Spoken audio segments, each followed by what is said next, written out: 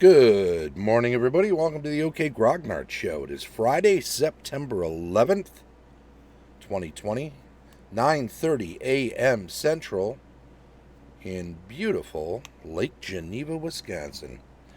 Well, it's Friday, so it's a building adventures discussion, and we're going to take a little bit of a twist on that today and look at Adventure Review, a YouTube channel.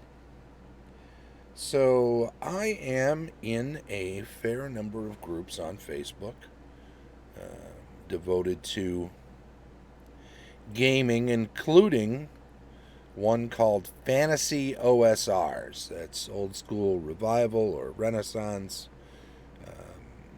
And it is meant to be a basic fantasy, Dragon Warriors, Sword and Wizardry, White Box, BX Essentials, OD&D, D&D, BX, Labyrinth Lord,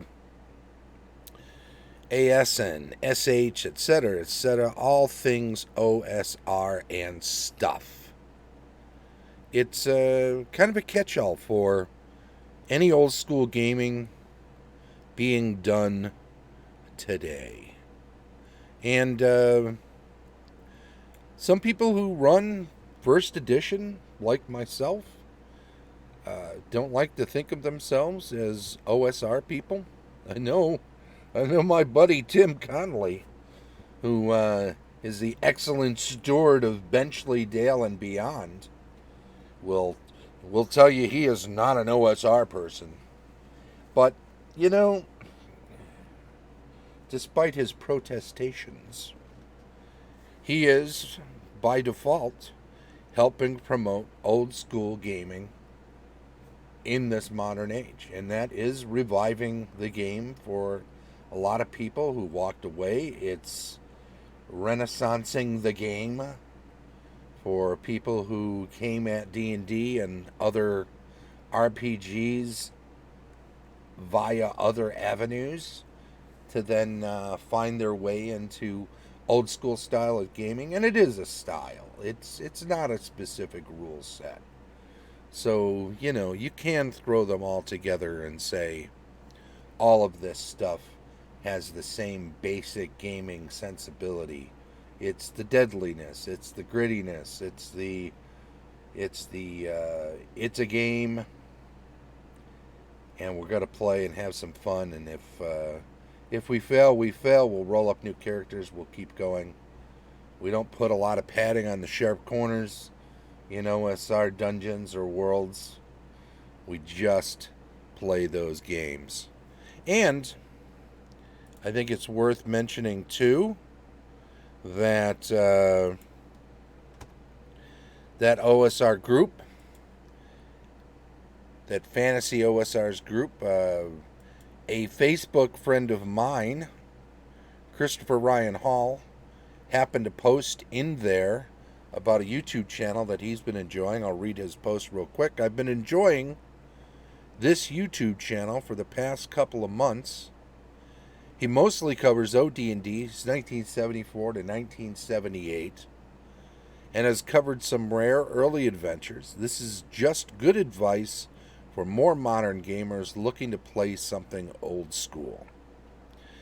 And the individual who runs that channel over on YouTube, called Adventure Review, and I'll have links in the show notes for that and some other things, is a fella named Jackson Shoemaker.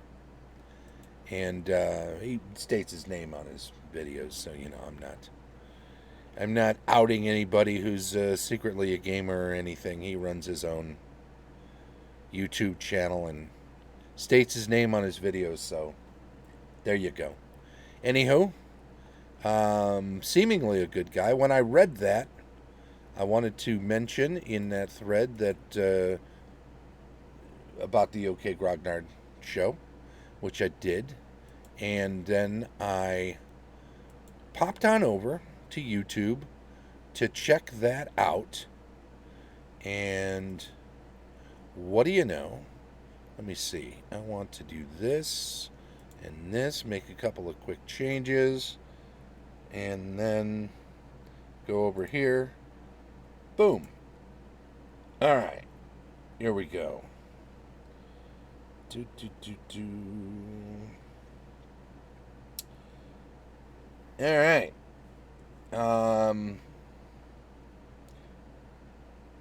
This is similar to the home page, but the videos page gives you the full spectrum of videos. Notice he started about 3 months ago. So mid lockdown, I guess, if we're still considering what we're in right now part of the lockdown. I will go there. May 27th, first video. Now, the video that was linked to by Christopher was this one of the more recent ones.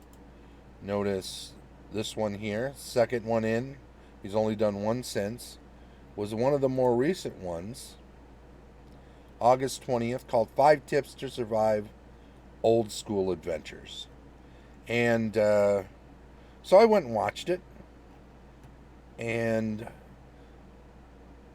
don't forget now, nice guy.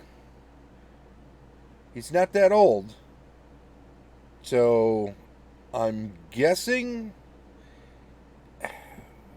See, now his email address, if you click on the email, says his name and then 70, which might lead you to believe that he was born in 1970 and thus is 50 years old. But damn it, if he's 50 years old, he's one of the best preserved young men I've ever seen him. I'm 58, and granted, I've said it before and I'll say it again. You look at me and you realize what happens when a hedonist doesn't finish the job. So this guy's a fine young man. This guy's in pretty good shape. I'm going to pop over here and we'll look at his. So he's got to have come at this. So when you're either super young or came at it after it was already out and about. Now, he may have come at it completely fresh, not knowing anything about RPGs whatsoever, and maybe even been introduced to it by somebody who's an older gamer like myself and only played that stuff. So maybe all of his gaming experience is built up in isolation of OSR, OD&D, rather, original D&D, and only original D&D when he first kind of formed his ideas. But I don't know. I've watched several of his videos now since then, and I haven't gotten a handle on that just yet. I don't know that it matters all that much. The stuff that he says in this leads you to believe that that is his main focus. Now, when I went and I looked at his videos, when I kind of look at a new YouTube channel before I subscribe, I want to get a feel for what this is all about. So I looked through and I saw, okay, he's got a video on addressing racism at Judges Guild from 2 months ago, about the time when all that was hitting the fan. He's got an episode from about a month ago, Are Orcs and Dark Elves Racist Tropes?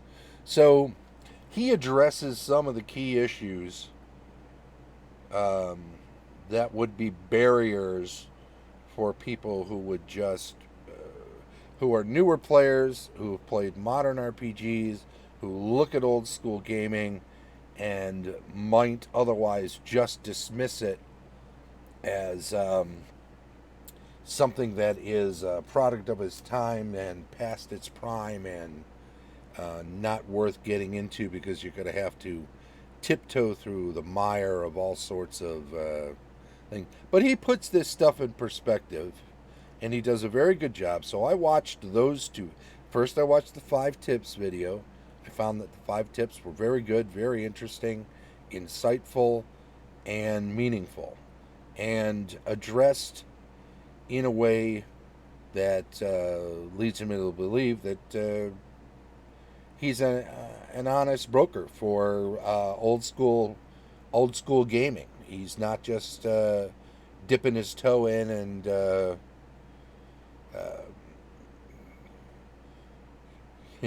just playing around with it, to say he likes old school games. He really honestly seems to like that style of play. Um, I like those two videos addressing the major issues of the day that are stumbling blocks for a lot of people coming to these games. I like Morning Artanis.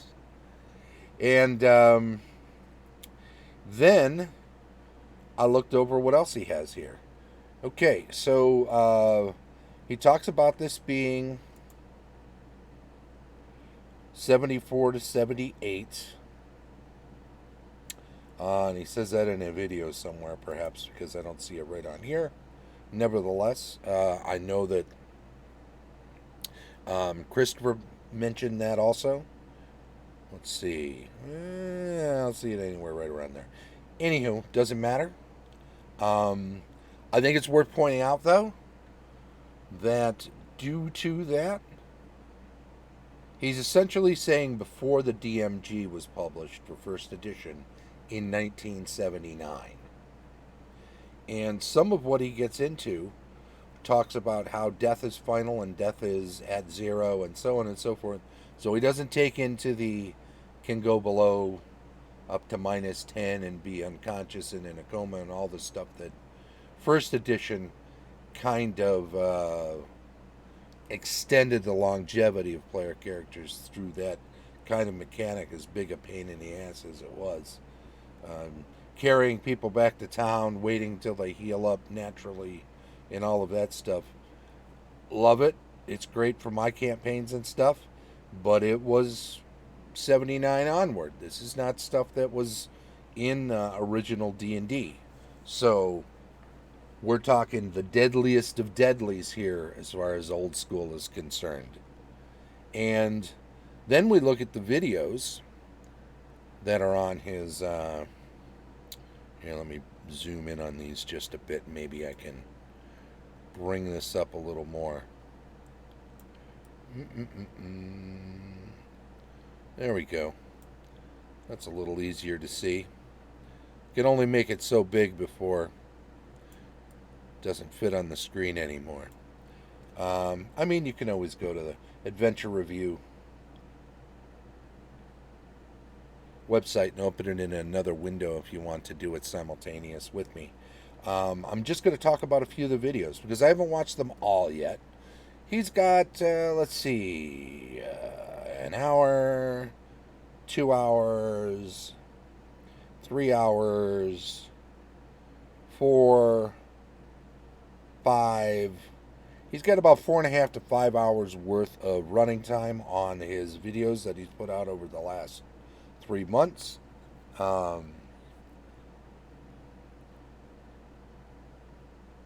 It looks like probably about a third of the people, and obviously earlier videos over time are going to have more, but they also give you an idea. A lot of people will go to a channel, they'll check out the first video that was ever made. God, don't do that with the OK Croc Joe.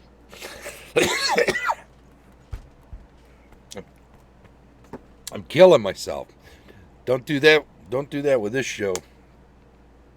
Because honestly, those early ones are torturous. They'd be torturous to watch. And some of the 3-hour board game episodes,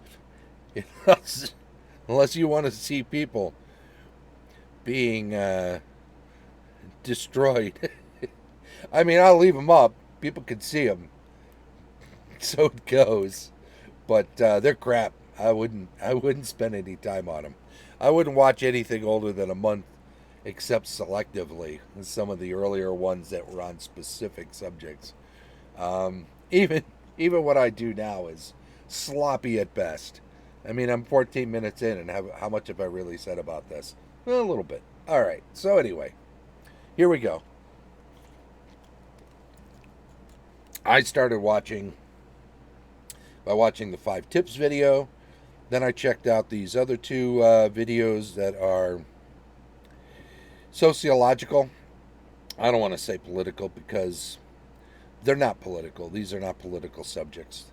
These are sociological and cultural subjects that about issues that, while some people have politicized them, don't let people do that to you. People will do that all the time. They will try to take any issue that they find controversial and make a political issue out of it, because then they can try to shut you down on discussing it on those terms and write you off and your opinion off based on that. I'll let that happen to you. Anyway, I watched those 2. If you watch those 2 and you find that you don't jibe with this guy's sensibilities on these things, I've watched several of the videos since the beginning now, and I would say that those are in isolation. They are addressing issues that some people may have. You could skip those episodes. If you already have an opinion about those things, I don't think those opinions inform these other videos.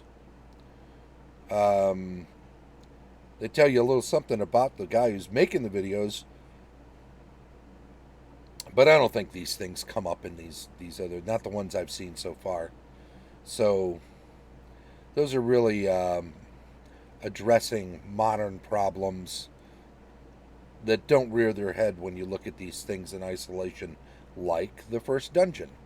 So he takes his time. He looks at the dungeon that is in the Underworld and Wilderness Adventures, Book 3 of OD&D. He's got links to where you can go pick those things up over on DriveThru as PDFs, if you are so inclined. Of course, you can spend a fortune and get that kind of stuff over on eBay if you want. He breaks this down. He took some screenshots. He made some of his own notes. He made some of his own additions to these for visual purposes. He goes through the description that's in the book and makes commentary on it as he goes. He talks about the legend for the map. He talks about each individual section. He talks about individual encounters. He talks about errors or discrepancies that have cropped up in between the maps and the descriptions, and the map and the key. So he goes into a great amount of detail here. It's all well thought out. It's all very interesting if you like the subject matter. Obviously, if you're not a gamer, you'll be bored stiff reading this, or watching it rather. But if you have any interest in it whatsoever, this will be intriguing. He then moves on. Note first dungeon. That's the one that's in the Underworld and Wilderness Adventures, 3rd booklet of original Dungeons and Dragons. And then in a supplement Blackmore, there is the Temple of the Frog. Now he busts this up into 2 half-hour episodes, so he likes to keep his episodes at 30 minutes or less, and a lot of them are 20, 15. Even that 5 tips one is only 8 minutes long, so he doesn't run on and on and on like I do. lucky you. He goes on to Temple of the Frog, which is neat. First dungeon, he does the same sort of thing. He goes through all the maps, he goes through all the details, the breakdown of the individuals inside, the upper map. He spends time going over all the little sections. He looks at the lower levels all the way down into the cavernous dungeon levels as well. That'll come in episode 2 or part 2. So first episode gets into part 2. Boom. We're still in some of the higher up levels. First level of the dungeon there. And then, of course, the second level dungeons, which are down below. He goes through all the sections, he goes through all the creatures. He spends time talking about, and he does this with the first dungeon too, um, dungeon theory insofar as the biome. Um, how do these things exist with one another in in an enclosed environment? Who eats who is often the question in those. How do they get in and out, and who eats who are the two big questions whenever you're designing a dungeon, and you want to know whether or not it makes any sort of sense that it can exist. Of course, at the end, he talks about how you can go and. Oops. Okay, that's that. Is that the second one? Yeah, he shows you where you can get that over on Drive-Thru RPG. And again, $4.99 for a PDF of the Blackmore supplement. That's a pretty good deal, right? Haven't started this one yet. So, I've watched this video, these two, and 1, 2, 3. So I've got 6 of his 14 videos under my belt. And I'm really impressed with the channel. Henry, hey, yes, it's hard to have a dungeon actually make sense while just saying it's magic. Yeah, well, you're absolutely right. And a lot of people would just as soon throw a mega dungeon in without any sort of rhyme or reason and just say that's how it works. And certainly, when we were all younger and playing, um, when we were young teens and preteens, if we were playing that early, stuff like that, you could just do that, and it wouldn't make any difference. It worked well enough, and it worked for our purposes, right? It was just fun rolling dice and beating up monsters. So I've watched 6 of these videos, and then I decided to skip ahead, to skip over these particular ones. I'll get back to them, but I wanted to look at. I should be watching this one first, not this one. Right? Part 1. No, that is part 1. Okay, so I wanted to watch the Gen Con ones, and then I'll go back and check out some of these off the beaten path adventures. When I was growing up playing, several of us DM'd. I've mentioned this before. I created all my own stuff. One of the fellas I DM'd with kind of had dibs on the published stuff, but most of the time would not use it directly. We didn't just jump into modules and play through them. Most of the time he would use them as piles of encounters to add into his own adventures and his own homebrew, which is good because made for a lot of fun. Here, we'll just pop this up over here. There we go.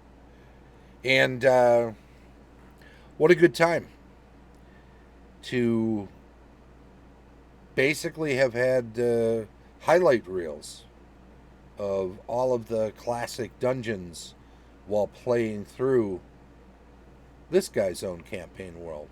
And for them, well, they came into my world not knowing anything, and I'm sure my world was my own campaign homebrew world setting was started in 74 with a dungeon and a little town nearby where people could get supplies, and then grew on from there. It's it's the basic advice they give you in the original D&D and in early editions of the game. And most of us who have homebrew worlds probably started that way. There are some people that would create their settings from the top down. I know one guy who was very much into languages, and yeah, you too, huh, Henry? Or is it Bob? Is that what you told me? I know that guy very much into languages, bit of a Tolkien, right?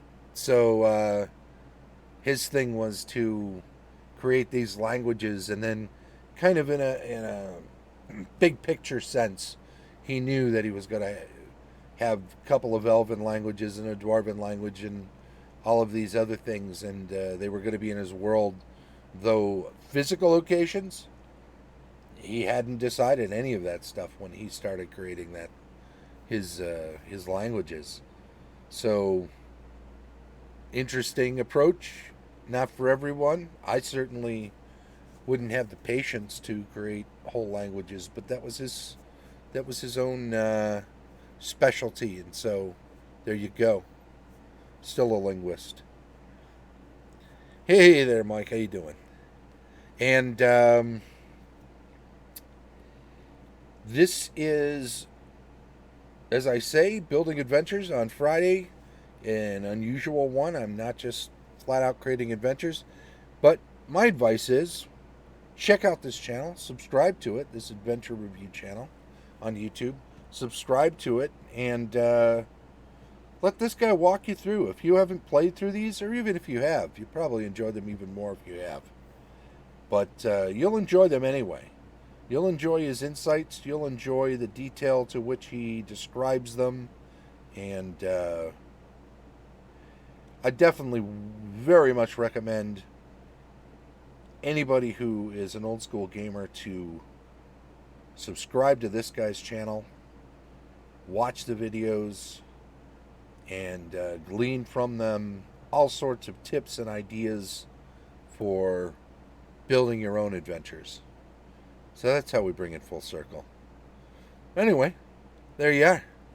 I want to thank you, everybody who is following the channel, and want to make sure that I often reiterate, if you are here and you're following the channel, please do, please do chime in on the, oops, where's your thing, Skull and Pants? I want to add you to the latest. Chime in on the chat stream while you're here, because that's how I know you're not a bot. And when I know you're not a bot, I'll put you on the list. We do a drawing each week. There'll be a Gamehole Con badge for virtual Gamehole Con coming up the 5th of November in the offing for this week, so please do. I'll change my name to something less confusing for an actual bomb when Twitch will allow it in a couple of months. Oh, they're making some changes, huh? Yeah, don't worry about it. Henry Armitage is fine. It sounds very prestigious. I'm gonna have to create a NPC in one of my games named Henry Armitage and have him be an inventor or something, I think. I don't know. That's what springs to mind. That's how that goes. Oop, let's do this. Oh, look at that. You see what's happening here? There we go. There we go. Oh, that's the wrong one. Oh, that's why. Damn it, we got to do this.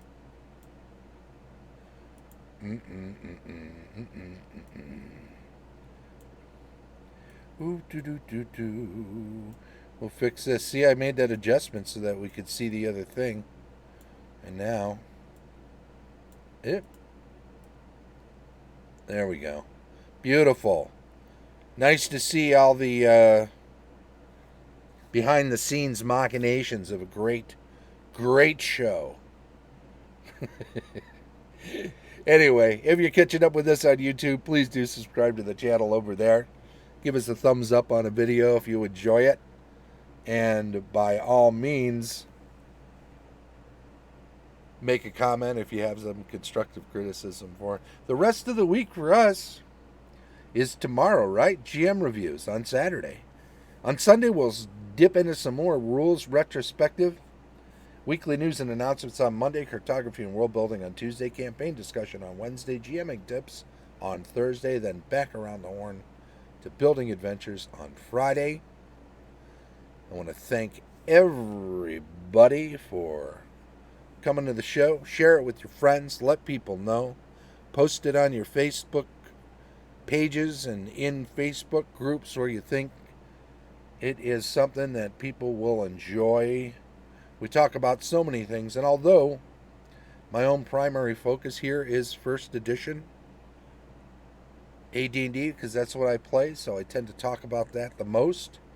That doesn't mean that you can't find a lot of D&D advice for all sorts of old school D&D gaming, and even some that's applicable to new school stuff. So share it, enjoy it, and come on back 9:30 a.m. tomorrow and every day. The OK Grognard Show from beautiful Lake Geneva, Wisconsin. Bye-bye.